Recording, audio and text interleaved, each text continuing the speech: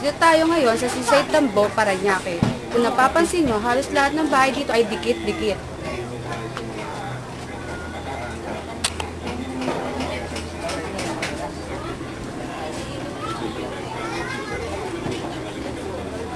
Pero meron pa rin iilan na kahit sila'y umasenso at nakaahon sa buhay, dito pa rin sila naninirahan.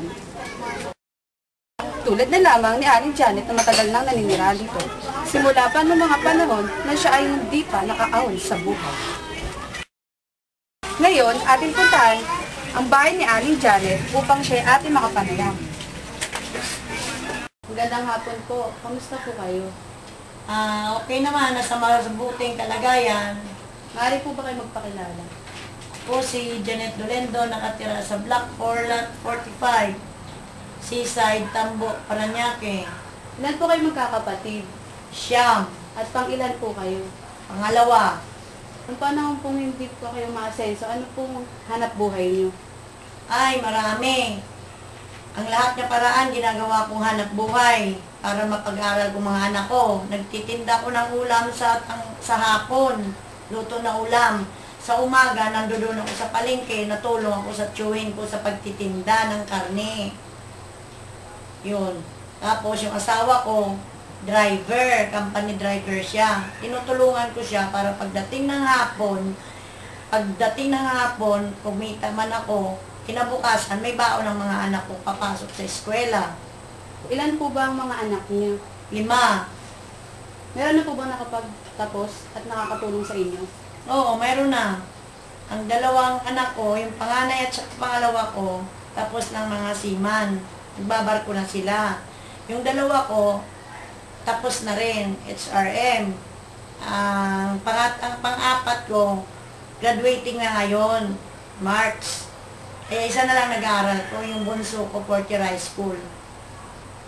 Ano po yung kasalukuyang hanap buhay niyo ngayon?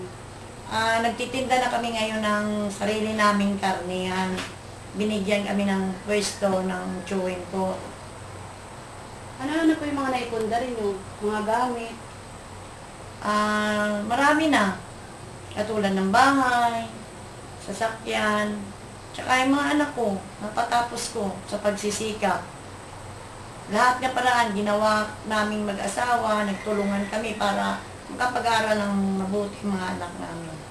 Bilang isang matagumpay sa kabila ng kahirapan, ano-ano po yung maipapayo niyo sa mga kabataan, lalo na sa mga mag-aaral?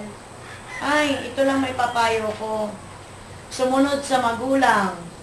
Kung anong sasabihin ng mga magulang, sumunod ang mga anak. Mag-aral mabuti. Huwag magbulakbol. Huwag mag-absent ba. Magsikap. Lagi niyong isipin nga maabot niyo ang pangarap niyo. Kasi kaming mga magulang nagsisikap para sa inyo. Kaya kayo, isipin niyo nga, ang magulang niyo nagsisikap para makapagtapos ng pag-aaral. Kaya kayo, mag-aral kayo mabuti. Kasi yun ang ginawa ko sa mga anak ko eh. Tinutukan ko sila kung paano ko sila mapatapos sa pag-aaral. Hindi ko sila pinababayaan. Pagdating ng hapon, aral yan sila. Hindi yan sila nalabas ng bahay. Tudo, aral, aral, aral. Kaya lahat sila nakatapos. Kaya yan ang maipapayo ko sa inyo. Mag-aral kayong mabuti, sumunod sa magulang. Yun lang. Yan, makamtan nyo talagang masaganang buhay. Lahat ng paraan ng pagsisikap gawin nyo.